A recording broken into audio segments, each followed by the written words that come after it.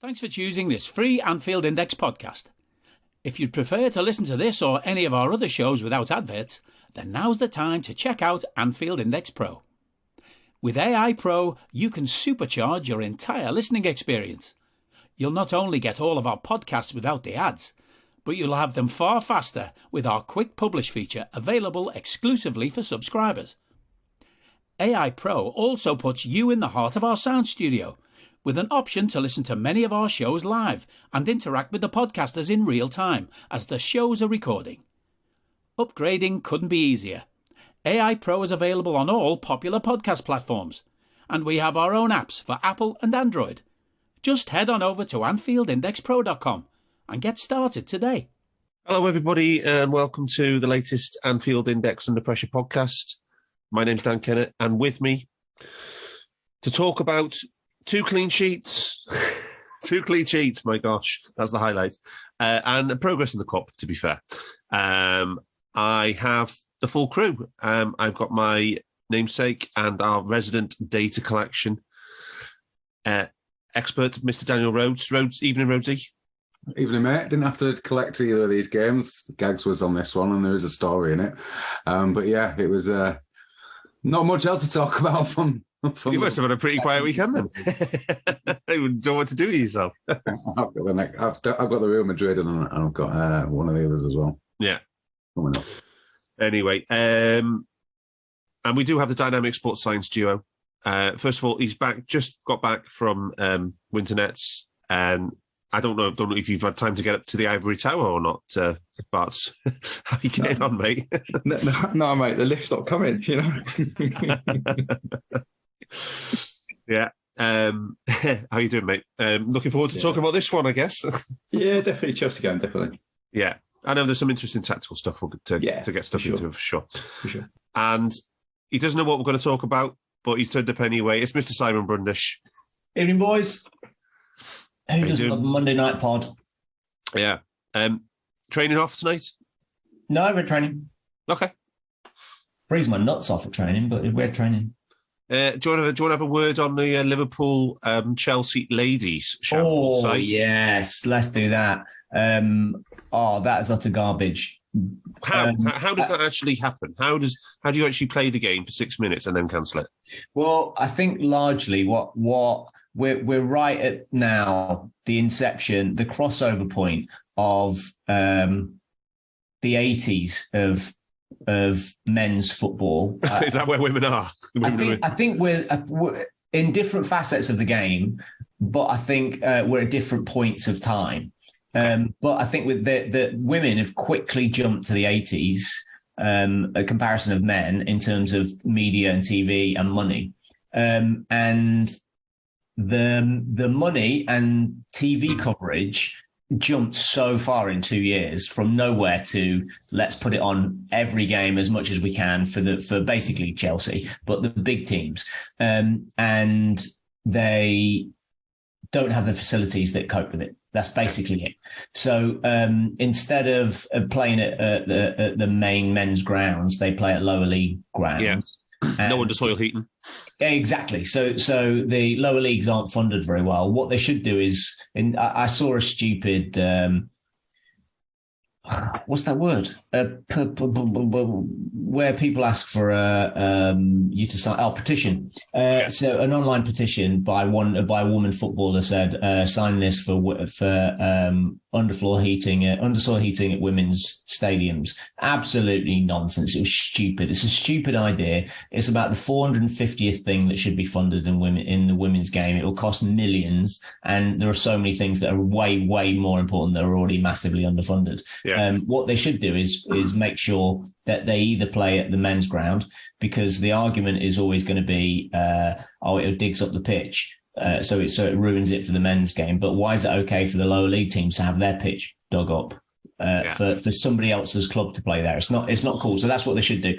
But in this case, they basically went, the pitch is frozen on one half of the pitch. They put blowers on the night before to warm it up. And in the morning, there was still a quarter of the pitch was totally iced. And at 9:30 inspection, the ref said, game's off. TV went, no.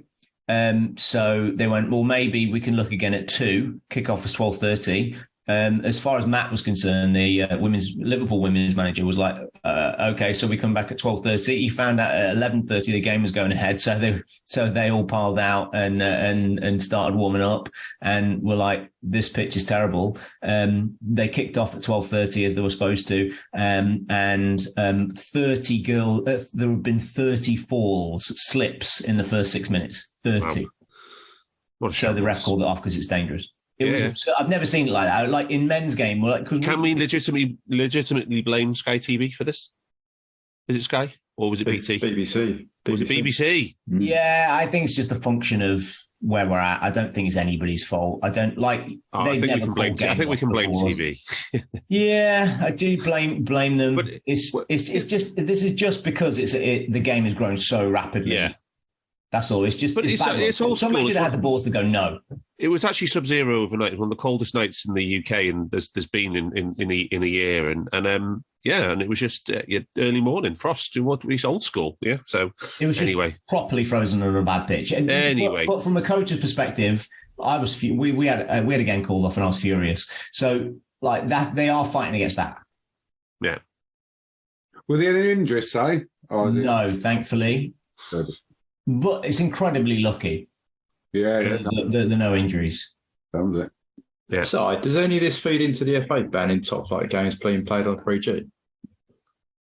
Yeah, probably. The game would probably have gone ahead on 3G, but our game was called off on 3G. So I'm just saying. Well, the first team, our first team played on grass. No, they didn't. It was 3G. Yeah, our first team played on 3G, but my team, the Devs, our academy team, our game was cancelled. You're in a championship, right? Yeah. Yeah. There you go. There's a nice insight from inside the game into the current state of women's top flight football in the UK. Anyway, so I'm going to have to make you talk about Wolves and Chelsea now, unfortunately. Jesus Christ, I barely remember that garbage. Right. Wolves was so long ago that what we're only going to do is we're going to use the Wolves game as the lead into the Chelsea game. In terms of the starting point for the pod is going to be the Brighton pod, the Brighton game, Liverpool completely broken, completely annihilated on the pitch, a complete shambles of performance, trying to do the same thing that we've done for many years and getting nowhere near to executing it to the required level and being absolutely torn to shreds by Brighton. And then what changes did we make in response to that? And starting with Wolves and then continuing into Chelsea. So that's going to be the context of this pod. So slightly different. And the pod's going to be finishing off by looking forward to the next game, which is away at Brighton. So, slightly different, but hopefully it works out anyway. Let us know how you think we did at the end of the show. Right, okay, so we are going to start with those lineups. 8 changes for Wolves. Everybody on the BBC, I think it was Danny Murphy and somebody else saying, "Oh, Liverpool taking a gamble here. That's a lot of changes." Blah blah blah blah blah. How much of it was the normal rotating in the sort of kind of youth and kind of reserve options, and how much of it was Brighton was just so catastrophic? Doing nothing was not an option. I think we got the first double game week since the World Cup, basically, and he'd been rolling the same lads out, and a couple of them picked up injuries, and so I think we got basically 3 injuries to significant players, so that got rid of Trent, that got rid of Hendo, that got rid of Darwin. Then you're left with what you're left with. Darwin missed Brighton, of course, as well, didn't he? Yeah, I suppose. But from what first team we had, yes. Then so you basically got Mo that was leveraged out and Robbo. But then there's the Fab thing midweek as well. So it was a little bit of the Carabao Cup rotation in there, I suppose. Yeah, seems sensible to me more than anything. Yeah. It would have been more sensible to me if we'd have done it in the first game. First Wolves game, Cup game. Yeah. And then for the Chelsea match, 5 changes from Brighton to Chelsea. So lots and lots of talk leading up to the match site about, there was an improved performance against Wolves. What's it going to say about the team, the pecking order within the dressing room? You were pretty active on social on your Twitter feed after the Wolves game about some of the selections in midfield. A lot of talk about meritocracy, Si. Later, maybe turns out, question is, how much of this is of the Chelsea game was a meritocratic selection? How much was still circumstantial? Are you that person who has everything? The coolest merch and those must-have fan threads? Well, over at our Anfield Index shop, we've gone that extra mile when it comes to pimping up your Liverpool collection. From our popular range of bespoke design t-shirts, sweaters, hoodies and hats, to our signature edition mugs, prints and coasters, all provided with fast worldwide shipping. We have something for every red. We also stock official LFC merchandise and are licensed with the Premier League and UEFA to sell official iron-on shirt badges and sleeve patches. As a listener to this podcast, you can get 10% off everything with coupon code AIPRO10. Just head over to AnfieldIndex.shop or find us on Etsy by searching for Anfield Index. When the team was announced, it felt like the wave of goodwill after the Wolves game, which probably result and having a Thunder Bastard felt better than it actually process has changed was. Yes. And that you can get caught up in the midfield. But it definitely looks something positive. And so that them, including Bajcetic, I think if Naby had kept his place, it would have been less thought of. It would have been less of a big deal.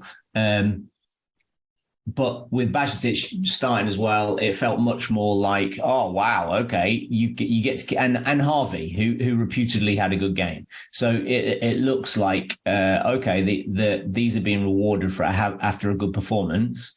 And then it turns out after the game that Trent and Hendo were injured, and Darwin had only trained once as well. So none of those boys could have come back in. So you got Bajcetic and. Fab had only trained twice. Fab had only had 2 training sessions a week. Trent had one. Darwin had one. But they were fit enough for the bench. Numbers, yeah. Okay. So maybe not the whole meritocracy thing that people were making it out to be yet. Maybe none of that meritocracy yet. But let's hope that it's going to remain. Who knows? So what we'd need to see in order to conclude it's a meritocratic selection based on, you come in, you made a difference, you made an improvement in some respects, will be the next match. Yes. My feeling is that you need to have 3 consecutive games you need to be given the opportunity to know you're playing 3 consecutive games. So that you can bed into the team and have alleviates pressure. If you're just going to get right, he played badly for 10 weeks, and then now you're going to get a game. What you're going to end up is a lad trying to take 12 players on and having an abomination of a football match, and then it just gives the manager an excuse to rotate him straight out. Yeah. But so the Chelsea game was 5 changes from Brighton, which were Matip, Trent. You said Trent was injured in the week. Fabinho also injured. Henderson also injured. And then the last one was... Darwin. No, from the Brighton match. 5 changes from the Brighton match to Chelsea. Help me out, boys. Go on, looking at now. Harvey started, didn't. Matip didn't play. Yeah, I mentioned him. Matip, Trent, Fab, Hendo, and one other. Be some up front, wouldn't it? Who played wide left? Yeah, Ox. Yeah. So they were the 5 changes from Brighton to Chelsea. Rhodesy, your thoughts on the 2 games and the selection changes from? It was needed. As I says, I don't think we can conclude yet that it's a meritocracy. Although playing 2 games in that space of time, and when we still needed a lot of running again, you might have thought there would have been a bit more rotation from the Wolves Cup game, but he stuck with them. We'll come on to the stats, Dan, because it's hard to conclude whether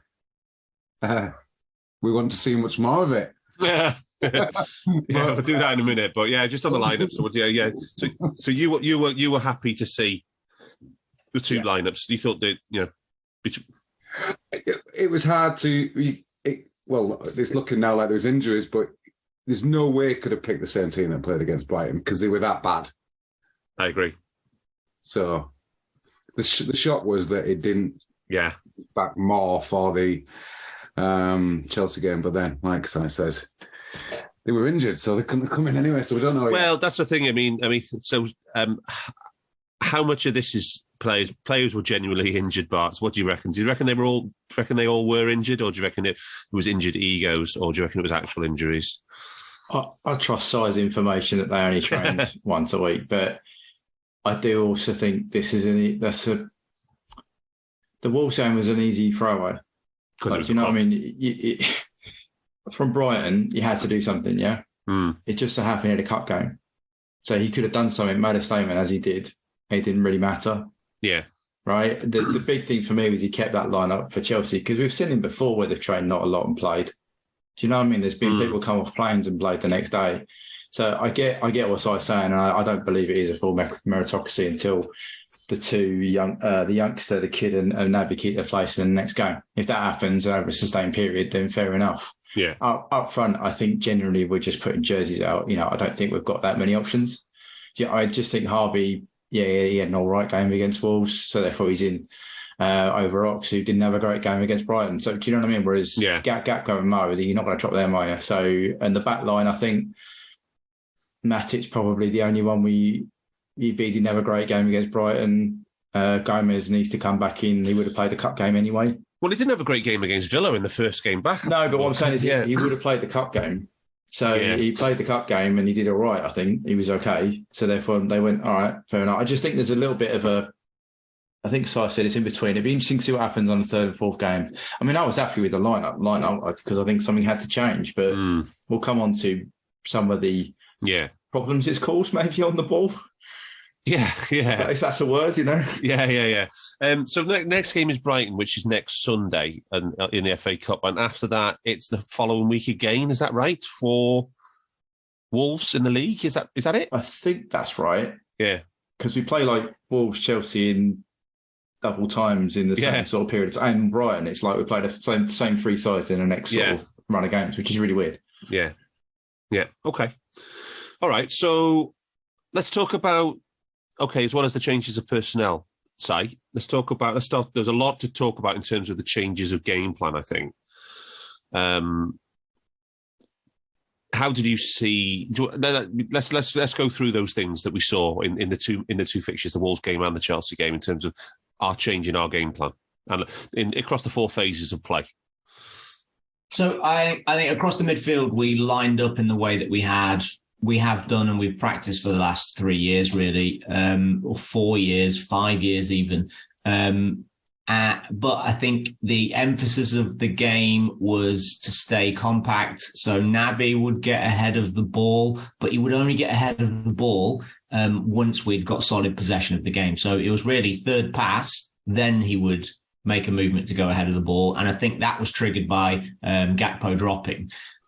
So we were making sure we were going security first in midfield, and they were making very, very tight movements together. So they were always 12, 15 meters apart. They were never further apart than that. So one move, they all moved together. It was there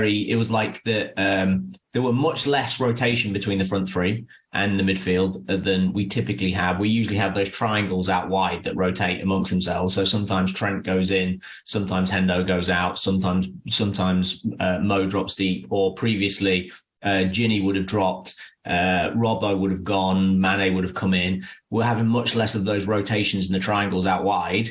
So we were being a more rigid midfield, which allowed us to secure possession and stop the counter-attack through the middle. I think that's largely the goal. Is any negative transition is to limit the negative transitions as much as possible. So it's to force play with possession less, or be more deliberate and slower in when we make that.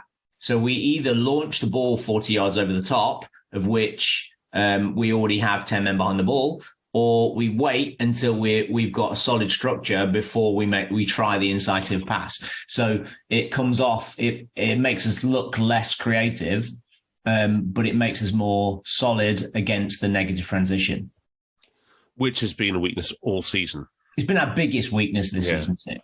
Yeah. We give the ball away at impromptu moments, at times when we didn't expect, and we aren't set. I think that's the two biggest weaknesses we have. Yeah. But continuing the game plans, a couple of big ones, I suppose, is that both matches we saw Harvey Elliott in the front three and Cody Gakpo in what used to be called the Bobby role. Yep. How do you think those things worked, and what was the plan there with those two players? I think we've chatted about this a bit. I think with the midfield three taking the protect option rather than be an option, we talk about protect or be an option. Be an option, be protection, yeah. Yeah, I think they were taking more protect and they were playing in a very tight area. I think Gakpo being up front, as we've seen some of the analysis that you guys have done beautifully, is he sort of shut that front zone off. So he helped the back three behind by stopping the vertical passes out from the back straight into the opposition's midfield area. Yeah, which helped. I'm not entirely convinced Harvey. I think from some of the press maps you guys have done and I've done, I think Harvey the left side wasn't as in sync as the right. He was often in the same sort of areas as Robinson was, which I'm not sure was the plan. If you look at where the difference between Milner, Naby and Mo, they overlap, but not to the degree which Elliott and Robertson do. So I think there's a tweak there, but then he's a kid, he's playing on his wrong foot. I don't know whether some of that comes into it. So, but I think Gakpo, it's a cost benefit, isn't it? Because clearly off the ball, Gakpo is better than Núñez. Yeah, or seemingly better than Núñez. He stopped for the moment. We have to stop conceding goals. We have to stop the easy goals being scored, which is walking for our centre midfield. So Gakpo stopping that that zone 14 we talk about, defending in that area, stopping the vertical passes through that area into the opposition forwards or into the opposition eights, so they can turn on the ball and attack our six. That him doing that is more beneficial than having a player who can go the other way and definitely score, if that makes sense. So I think it's a bit of a trade-off at the moment. Yeah. Well, I mean... Which is fair, which is fine. Yeah, it's just we have to accept that, Yeah, and we're not saying that Cody Gakpo is like Bobby Firmino in respect of leading a counter press and leading a game. He's still learning. It's first start. Yeah, he's not going to be the proactively going after the opposition, and it was a very, very much a defensive role, dropping back almost into the midfield as that first line of defence. It was almost like, can you think who could we call out as a defensive nine? The obvious one is Park Ji-sung, right? In the old Alex Ferguson Man United team, right? But there's Bobby's done it as well. Park didn't play nine, but I get. Gakpo so far has been exactly what I envisaged, and we talked about on the pod. Me knowing very little about him and being entirely generalising about players from Holland. He has been Dirk Kuyt. Yeah, he knows where to be. It's mechanical, and it's the opposite of Darwin and Diaz. Yeah, he's technically good, isn't he? He's just. Yeah, he hasn't got. It's team first. He's tactically good. I've no idea if he's technically anything. I've not seen him do anything with the ball, but he's tactically appropriate. I don't even know if it's good. He's tactically appropriate. Yeah. So, in terms of playing a tactical defensive role as a nine, can we think of anybody? If we're not going to say Park Ji-sung, then is there anybody else who you think? Any open question? Who are we looking at as a template for this? Stefan Guivarch. France, 1998. That's a shout. Giroud. Giroud, yeah. Yeah. Yeah. Havertz does it. He's just not got the height, has he? Oh, Havertz is tall. Havertz is tall. Yeah, defo. Yeah, well. Yeah, I reckon, yeah. But isn't he just another Peter Crouch in that he is bigger than he spends Darwin's the same. They spend the whole time going, I'm not big. Yeah. I'm not heading the ball just because I'm big. What are you talking about? I'm not heading the ball. Yeah. Yeah. Well. So they look big, but they don't behave like they're big. No, definitely not. Okay. But this is better. Like breaking down Gakpo from you guys, it would have been great. The stuff that Gags collected with the pressing, I think that's really appropriate to make judgments of what he's doing. You're saying he's a good defensive gap. Well, I'm just saying in these two games, I think you have to acknowledge that. But this, like you said, a tactical role, a defensive role. Just to make us compact and difficult. Yeah, but what I'm saying is that this is it doesn't align with our usual timeline, but this is probably the best time to talk about what he was doing pressing wise, because that people don't have that. Agreed. As evidence, do you know what I mean? And that's exactly what we're talking about. That's probably the story of this game is what Gakpo did in pressing. Yeah, because I wasn't on watching the game and looking at numbers. The numbers are available to the world. I was not impressed by him, and I'm not being mean about him. I'm not making any judgment. I'm saying, but I can say I wasn't impressed by him. That doesn't mean to say I think he's rubbish. Yeah, I think that's fair. So I think on the ball, there's a I think off the ball performance. Having looked at numbers, having looked at some of the stuff that's been done on him from our data. I think this is a good performance from him. On the ball is a different matter. Yeah. Okay, so let's do the Gakpo stuff now. This made the Times today, by the way, for everybody. Yeah, I know. Well done. So I know you're not on Discord anymore. You retired off Discord, I think is the word. Yeah. I actually dropped in the other day. Did you really? It's because it's such a ball ache to get in and the security and blah blah. But I got in. Okay, nice. Right, I put it in the chat for you so you can have a look at it. So there, so it made the Times today, Rhodesy. So thank you. I mean, obviously Gags collected this one, not you, but next time it might be your collections that make the Times as well. Oh, the pressing got in the Times. Yeah. In our database. Yeah. Yeah, the visit Darth did earlier in the week. Hamza and Rhodesy. Hamza. Yeah. On the Tactics Weekly pod. So Rhodesy, remember Tactics. Oh. So Cody Gakpo though, so 85 minutes played, 54 presses. 54 presses is a lot. Okay, wait. So the first thing we have to acknowledge is in this game we only had 47% of the ball, so that's not very much. Liverpool normally have significantly over 50%, even against teams like Chelsea. So 54, but it's still good. Once you adjust for possession, it was 50. I've lost the number now. 55.3 possession adjusted, right, per 90. That's the 10th highest match figure ever. So I think that is notable in itself, especially because I was questioning, when we signed him about he didn't show anything in his data at all about off the ball. Shout out to Patrick on Discord who did say that his PSV coach and his team perhaps actively discouraged this kind of style of play anyway. So it's a bit difficult to tell from the last year. So fair enough there. But yeah, Rosie, 10th highest ever just in terms of volume. That's worth noting, isn't it? Absolutely, and continues from 40 plus amount last week when it was the highest. That's right. As well. The only concern is the amount of possession wins is in the dance. So there was 2 high value press wins in this. It was 1 last week. Yeah. So it was like 47 last week, 55 this. So 101. This is exactly what you were talking about. He's doing that defensive role of he's pushing them back. He's not winning the ball. He's just stopping them from passing through him. Literally doing that because there's 90% efficiency in this. He's not winning it back through a Firmino tackle where he wins it and then we're on the counter.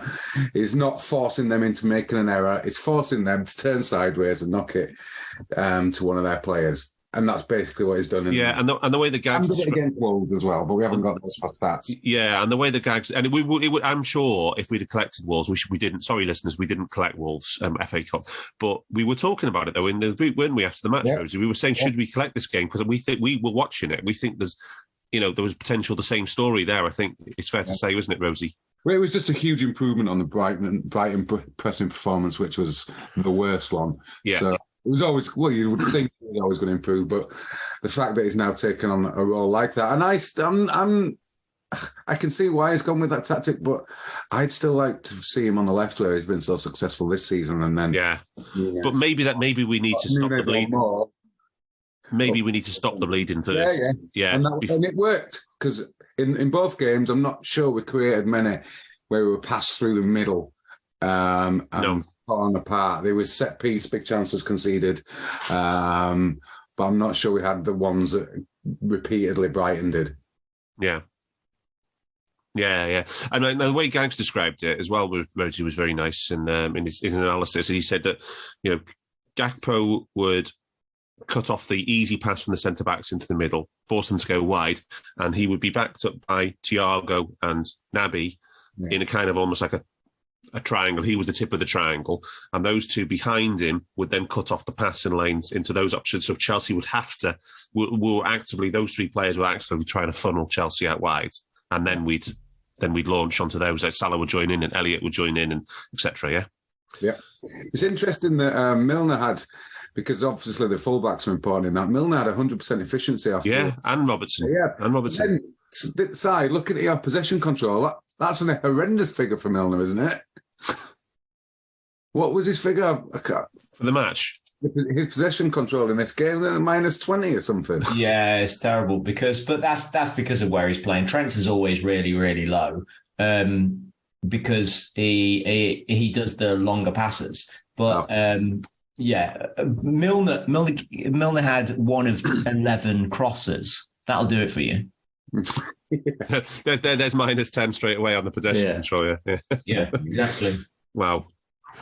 Yeah. So, Barts, what did you think on the Preston stuff and in terms of the role and in terms of the system? No, I agree with what Rhodesy said. I think he had a large volume, didn't he, to stop them from moving around, and I think it actually marries in with some of the pass networks. There's not a lot of vertical passes into Havertz. You know what I mean? It's the thick lines are around our centre area, which kind of backs up what you guys are saying about Gatgo blocking that off. So there's no vertical passing. They've had to go sideways into Chalobah, and I can't even pronounce the left-sided centre half. Badiashile. Yeah, who then would go into Hall. And I mean, I think that also led to Zidic got the highest XT in the game, or APV. Sorry. So because they just, he was their outball, which is on our left, which is Harvey's side as well. So whereas the rest are all kind of a lower, they're nowhere near the blue, if you like, for a higher APV value. So the pass networks and who's got the highest APV and XT, whatever you want to call it, matches with what you're saying about how our midfield three worked with Gatko to stop the balls into the middle. I think typically Jorginho and Gallagher have been working really well as a two in there, and they're very low colours in terms of their production. It's not forwards; it's sideways. Yeah, and I think the other thing to worth noticing, all our three midfielders, considering it was a 47% possession game, in the past, Rhodesy, you'll know this from the games you've collected. When we have 47% possession, the three centre midfielders will have 30, maybe 35 presses each, Yeah, it's really strange, the lack of volume that they've got in this game, isn't it? Yeah, so just looking at the gaps on the heat map.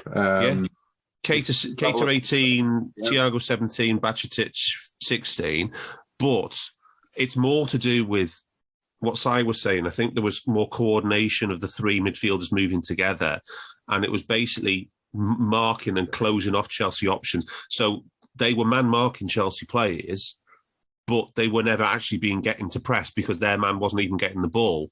So there's the kind of stuff that wouldn't even get counted, not even with our pressing data. They're blocking zones off. If you look at the zone map, they work really well on the right side specifically to create a massive zone to say you can't come through the middle here. The left is there's a little gap between Thiago, Gakpo, and Elliott, as I've said.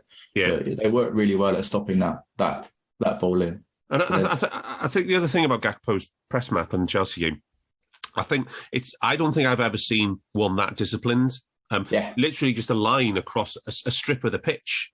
Just half space to half space. Yeah, shuttle runs almost there across the pitch. And lateral. I mean, because obviously when it was Bobby playing the role in his pomp, Bobby would be all over the place. He'd be hunting deep into the penalty area and all over the final third, linking with hunting impacts with Mane and Mo. But this is a very different kind of role. It seems to be per second half. I don't know, Rhodesy, whether he didn't collect it. Sorry, but the area of his press in the second half is larger, right? Double the size as first half. Yeah. So I don't know whether different. I think we did. Yeah, the shape did change after we made the Cater sub. That's true. It did. But yeah, so I'll check out the Anfield Index Discord all the times for more. But it was very noticeable that the other 9 outfield players all pressed in the half space or to the outside of the half space, not in the central zone. Literally the only player pressing in that central zone of the pitch was Gakpo. Everybody else was holding positions and then pressing to the outside. So, yeah, a very, very different approach to what we've seen off the ball. So do you think the relative success of it, which I'm going to say relative success because the XG doesn't say it was an unqualified success, do you think it might mean we might persist with this approach even if the personnel change? I don't know, because Hendo came on and then became Prime Lallana again. So who knows whether it's by design, whether it's because of the personnel or supposedly the training camps that we had and all this stuff, but we carried on doing the same thing after the training camps. Who knows? And who knows how much it is we've actually changed something deliberately, or it's just the opposition we've played against in the last 2 games. I don't know. Because relatively, Wolves and Chelsea are fairly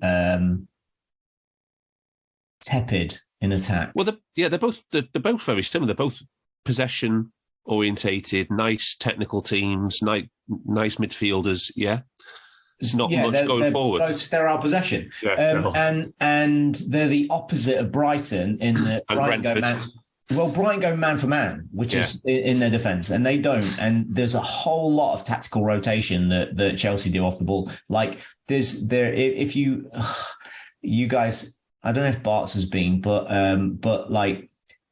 being exposed to the pro license, and it's.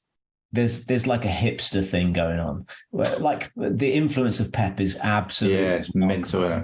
And watching that's Guardiola, not Lindsay's, by the way. Yeah, well,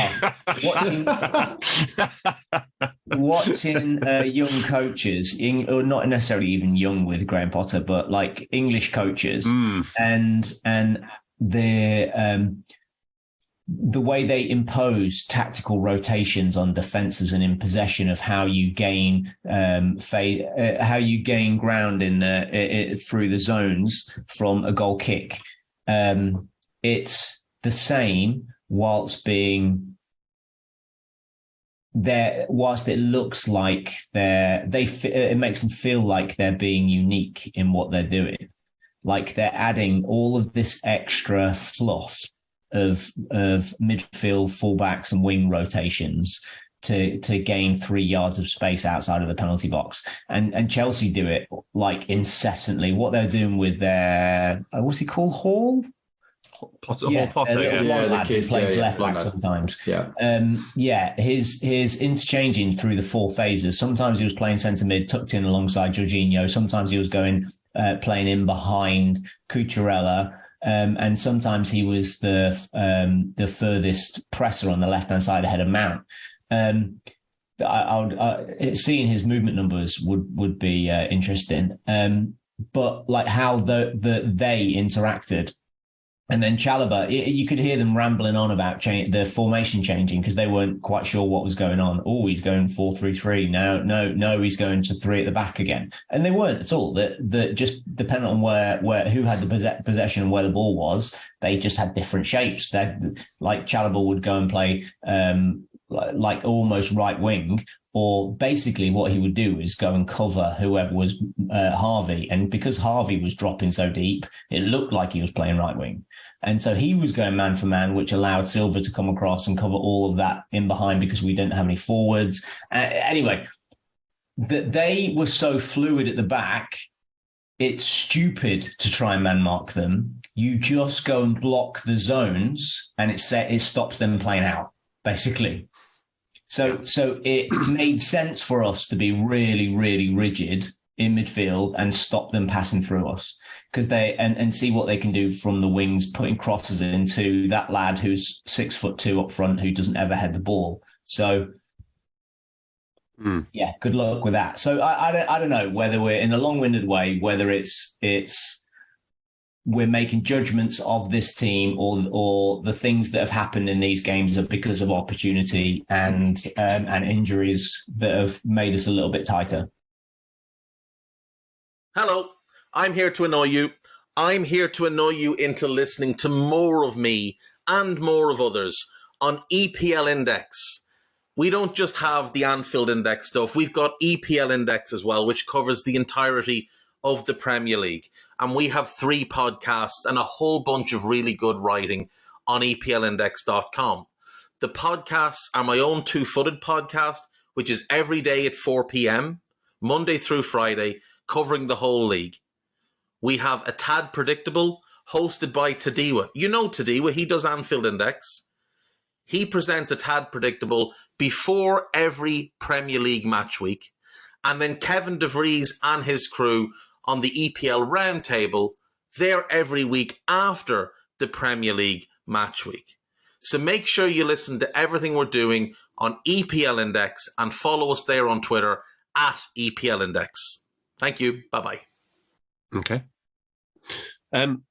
Rosie, I mentioned that we don't want to call it unqualified success, and far from it. And you're going to tell us why now, because can you give us both the match summaries? I'll give you a brief one for the FA Cup. We had 7 shots to their 11, 3 shots in the box to their 8, and we both had 2 shots on target each. They had 1 big chance. We didn't have any.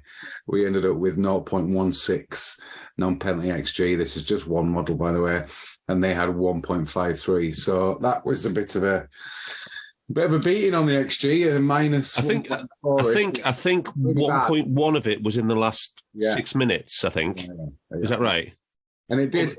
There's a big lack of data on this match. I think because that floodlight failure thing, isn't it? It knocks everything out, I reckon.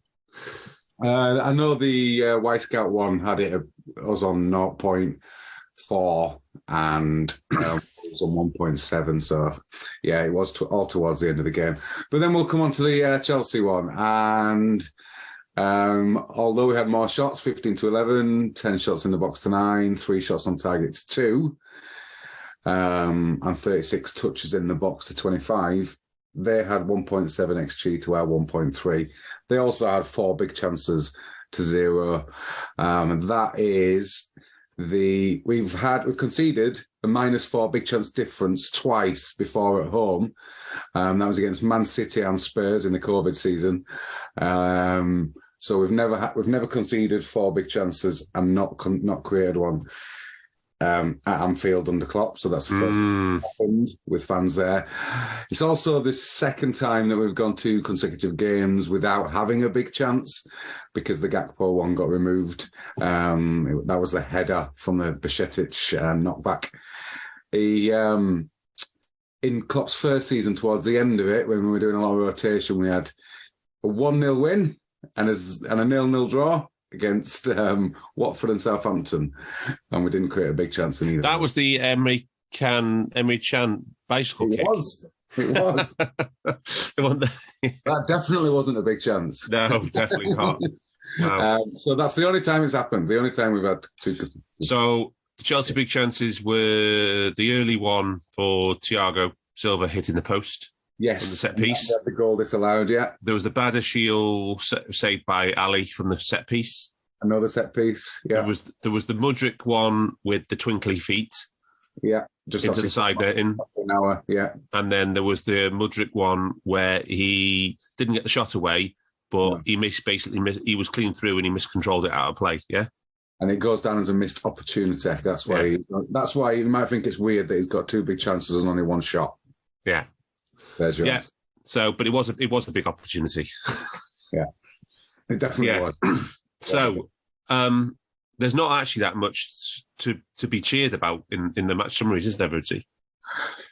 Not going forward, no. And even we're still looking at, I think, one of the crucial factors that we talked about on the half-season review, or just under half-season review, was shot quality. And we have conceded more than the average shot, which is about 10%. Going backwards, we've conceded 16% against Chelsea, 13 Brighton, 21 Brentford, 15 Leicester, 14, 15, 13, 12, 23 against Forest, 18 against West Ham, and then 6% against Man City. That was the last time we conceded less than the average shot quality. We're still conceding high quality. Yeah. If we carry on doing it, we've got 0 chance of top 4.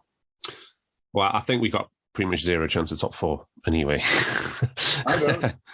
Okay, 1%. I still think of about 20%. Is it? Okay, that's 4-5. Yeah, but I was that. Okay.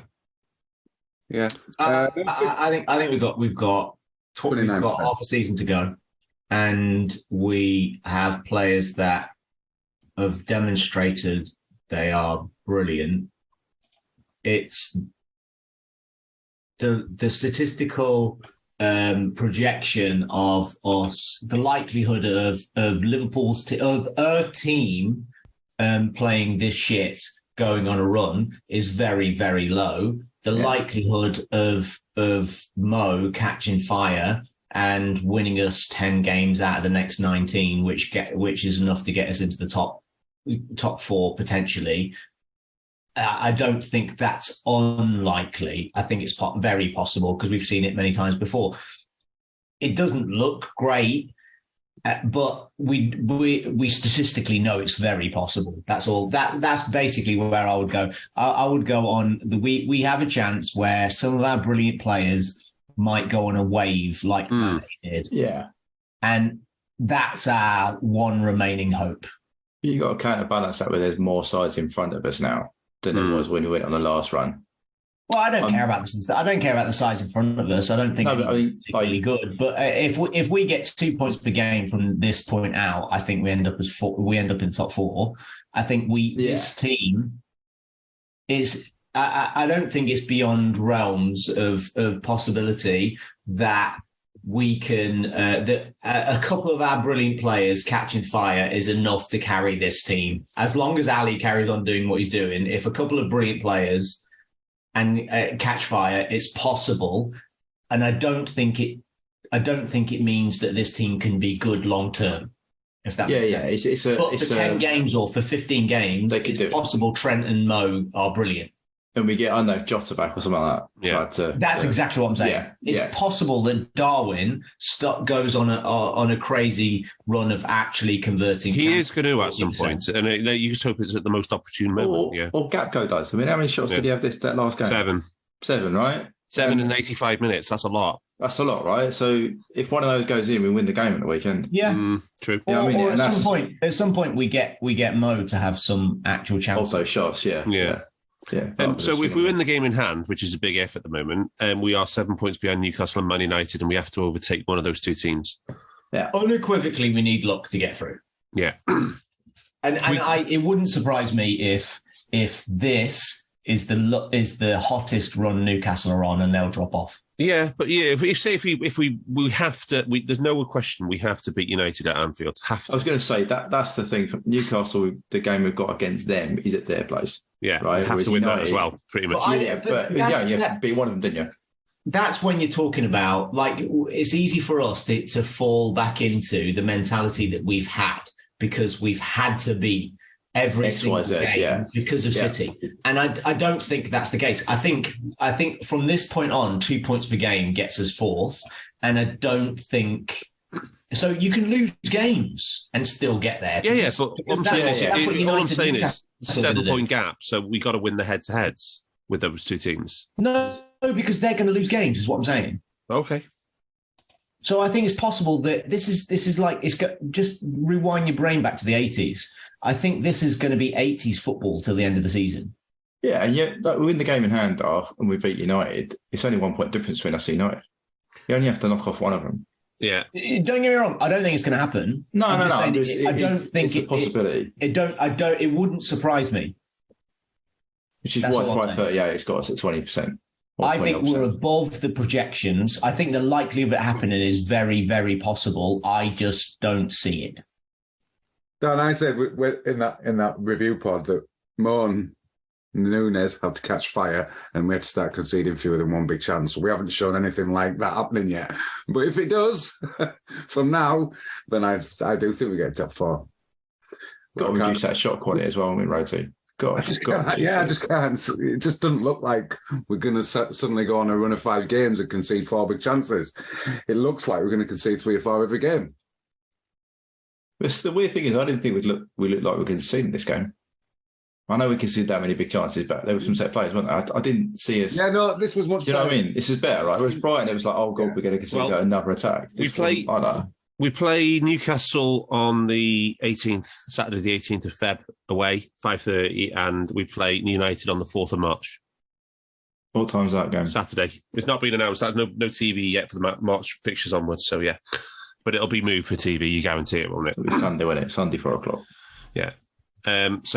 So both of them we get in the next 6 weeks. So anyway, right. Let's talk about those trade-offs then. Rhodesy, you mentioned the attack there, obviously the big one. The Wolves game, yeah, it was a tough watch, wasn't it, going forward?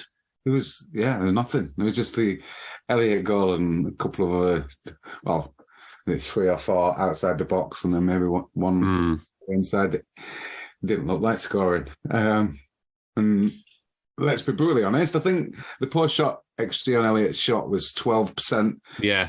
Turn it into that much big effort. Surely that's got to be close to a goalkeeper error for his position in there. Oh, absolutely. He's like, 14, 15 yards out? Yeah, and it goes into the middle of the goal. Yeah, I mean, a good spot from Elliott to see him so far out. Yeah, absolutely. Well, there's not taking anything away from him, but you would be annoyed if your keeper conceded a goal like that. It was a 1% chance. What a 1% chance. Si, I think you said that Carvalho, Elliott, and Gakpo was the slowest Liverpool front three since Hodgson. Did you say that? He definitely said that. Bundish, you're on mute, or your trackpad's gone, one or the other. It was definitely a slow front three, Darth. Also, none of our shots were in the width of the goal. Yeah, nightmare. Which is... we kept shooting over that thing, wasn't it? Yeah. You know, I'm chatting away here with my mute on. We know you are. We keep telling you. So, Bundish. Jesus Christ. So, the slowest front three since what was it, you said?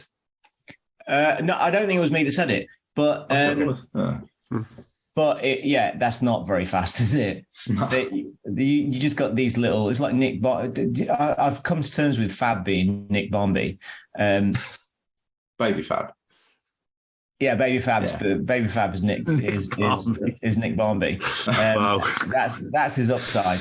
Oh my word! Ask your dad, kids.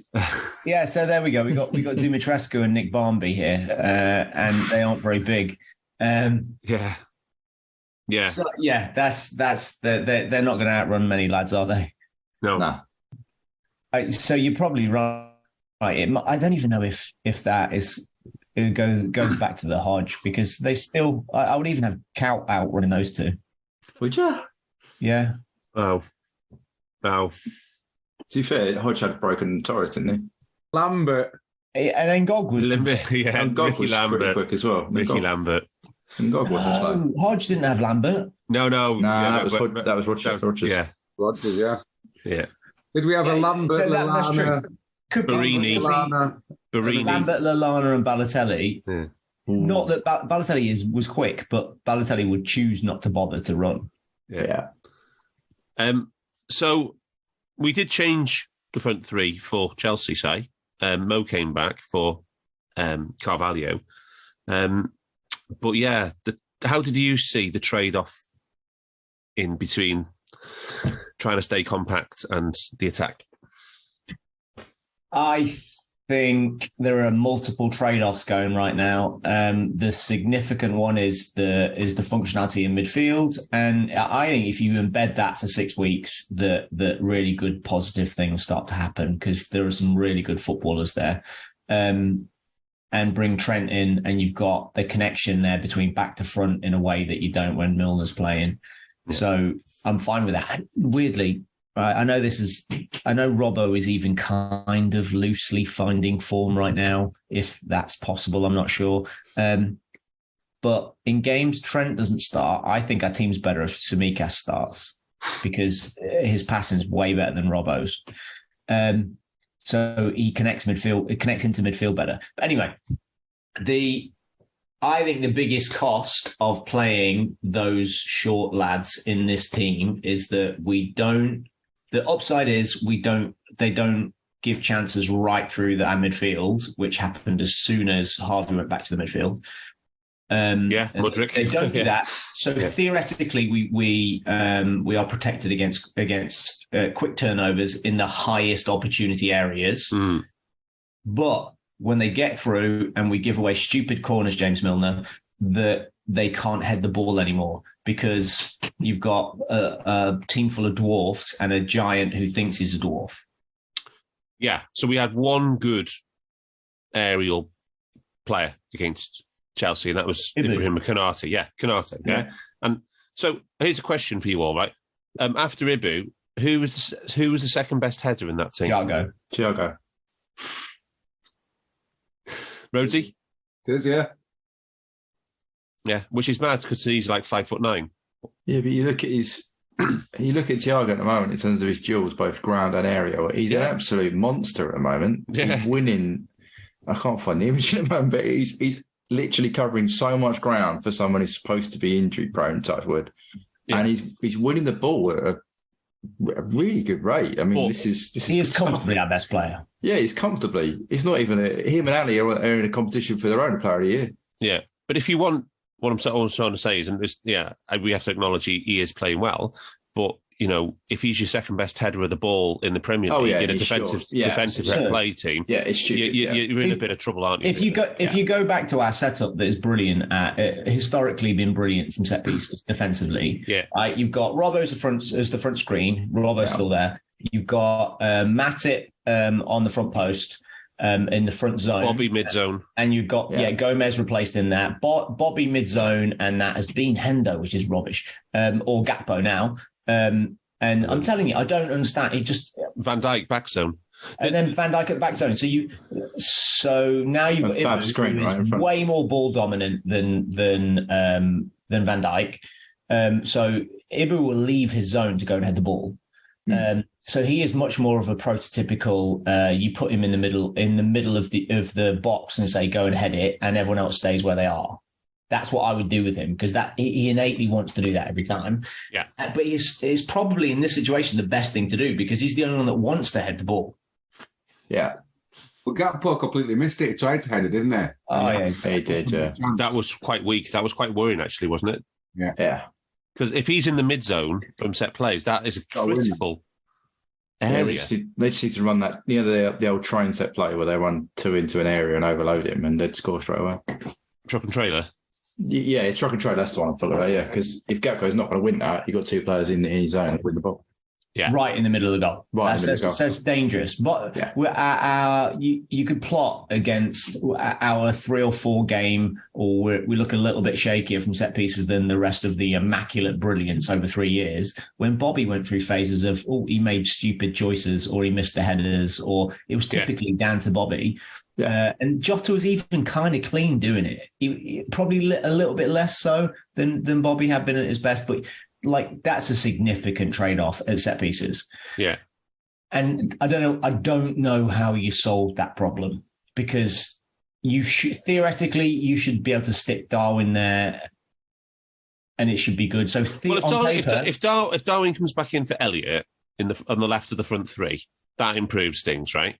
Oh, no, on paper it does. Because they have to actually head the ball. They don't. So it looks like they're bigger than they are, but they don't head the ball, so you might as well have I disagree. I think Nunes is very, very good in the air. Yeah, he's got a couple of headers, hasn't he? Yeah, but that's attacking. It's not defensively. Yeah, I agree. Exactly. And it's not. He doesn't jump in build-up play. He makes terrible. He just. If the goal is, if there's a chance of him scoring from a header, he actually has quite a good skill with head. But that's like Michael Owen. Michael Owen's brilliant. So you're saying there's work to do. So you're saying he's okay, but he's not good defensively from the set. I'm saying he chooses not to jump for headers. Okay. Yeah. So theoretically, our best team to put on the pitch for this, and if you think about it historically, Klopp has picked as big a team as he can sometimes. Yes. At a choice. Yes. A lot of the time. Yes. It would be to have Matip and Ibu and Fab and Darwin and Gakpo. And then on paper, you've got quite a big team.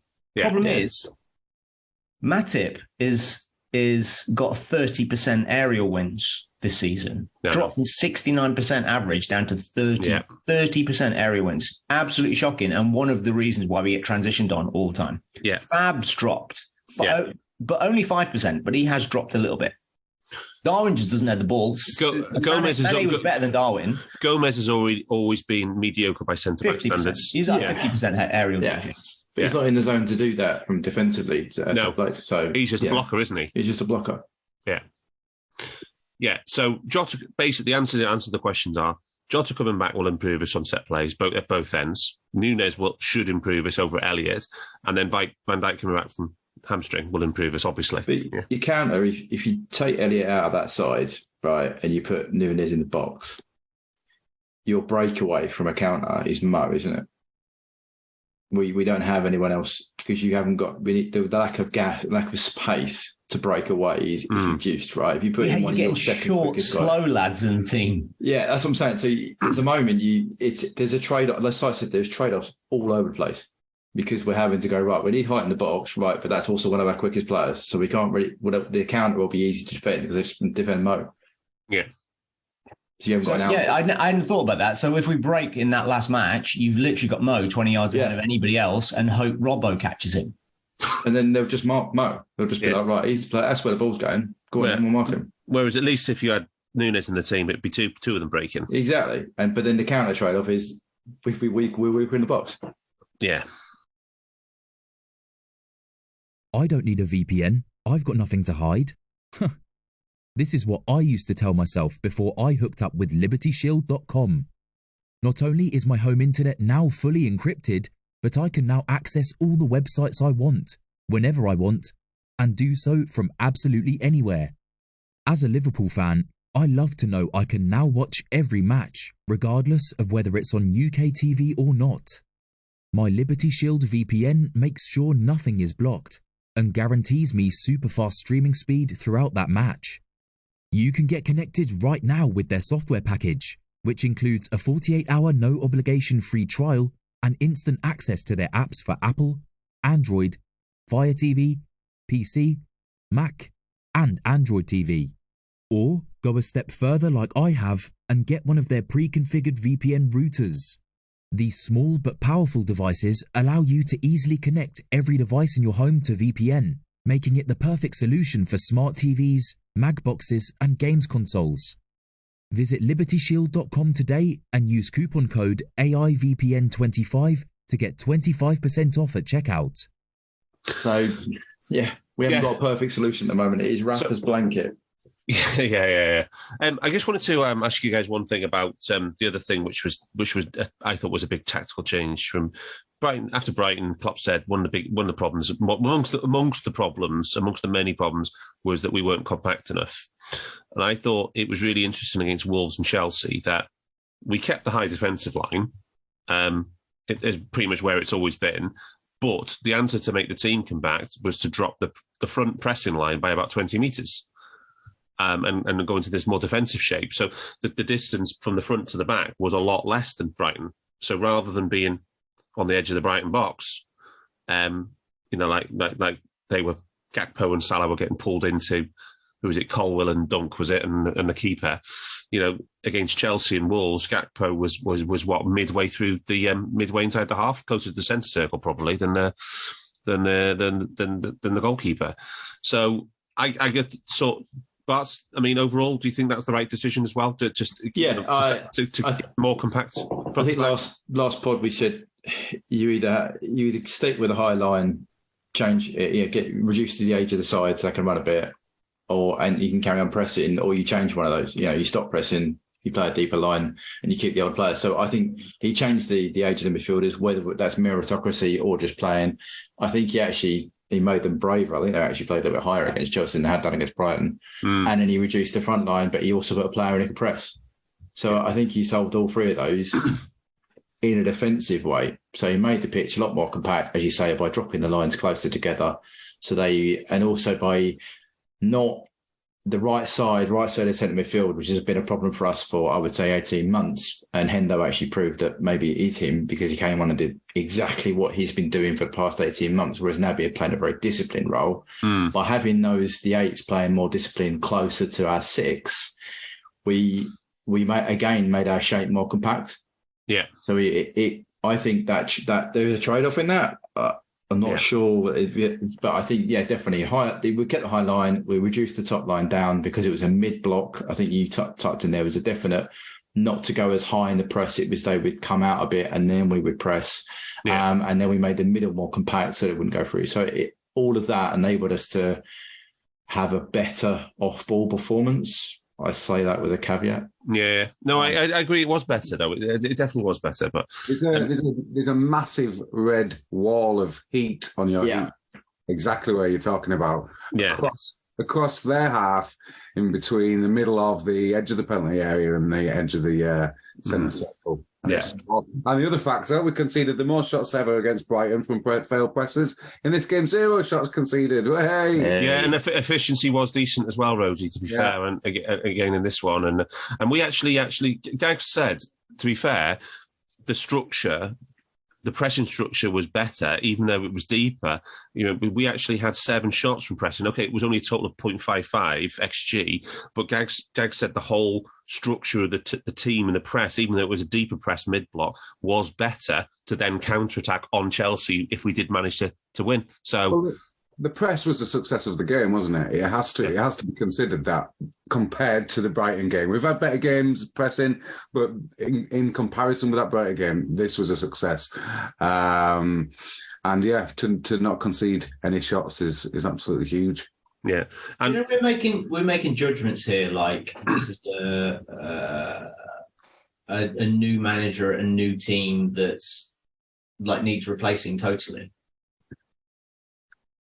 I was going to ask you, Si, because I was going to ask you very similar, that, we haven't had much credit for any of the coaching staff this season, but finally it looks like maybe the penny has dropped and they've actually gone away and thought, there's lots of problems here. We need to make changes and we need to make big tactical changes.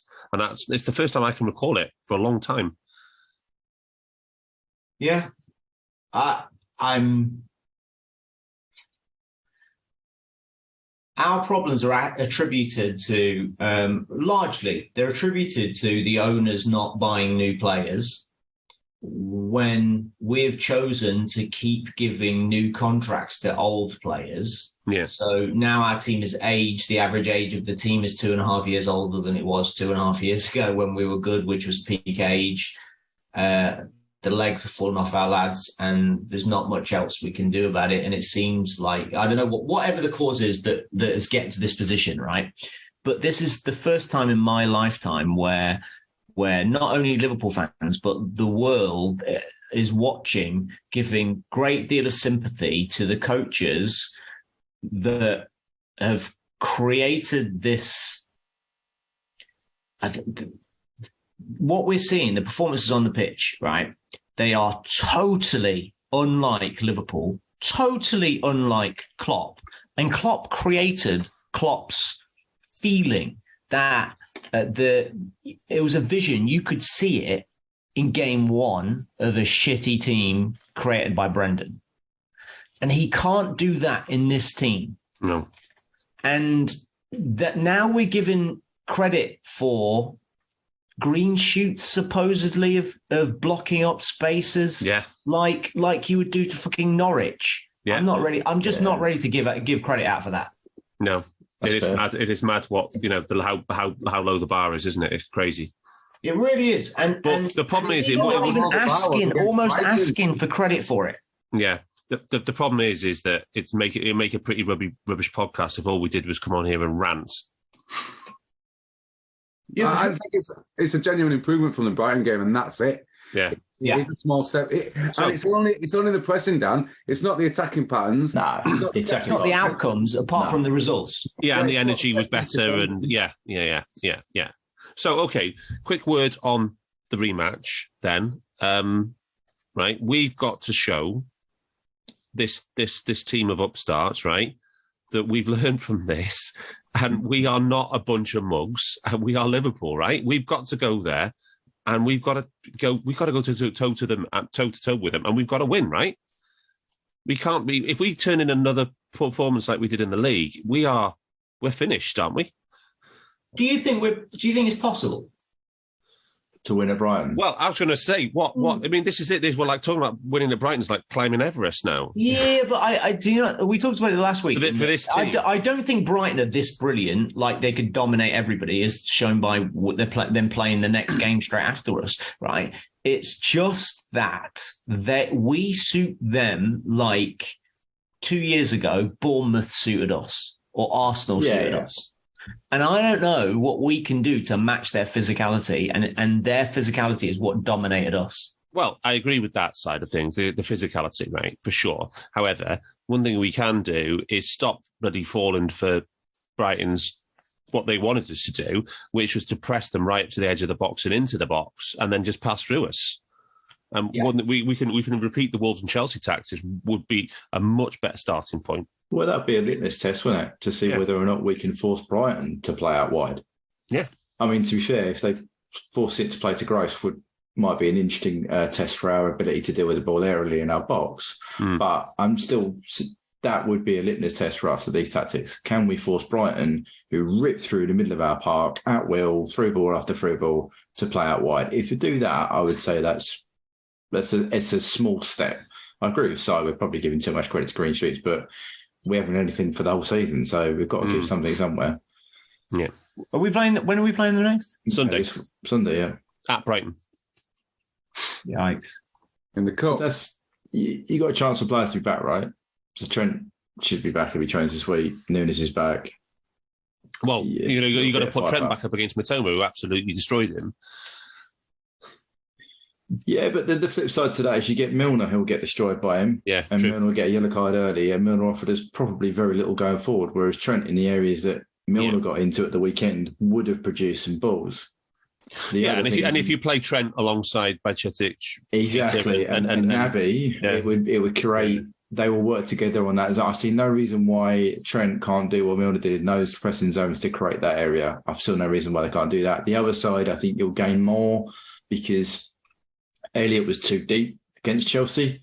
And as much as we might think Nunes has got something to work on off the ball, just playing higher will help us out attacking wise because he won't be on the toes of Thiago. You're going to fancy Nunes against Pascal Gross, right? Exactly. Right. And, and Estepinian's he's a good player. Yeah. But, Mo Salah. For God's sake, it's Mo Salah. And that's what I'm saying. So I think if we do this and stop them going through the middle of the pitch, which is what they did at their place. So Gakpo drop in the defensive line again, just ahead of the midfield. Yeah. Okay. For a start. Yeah.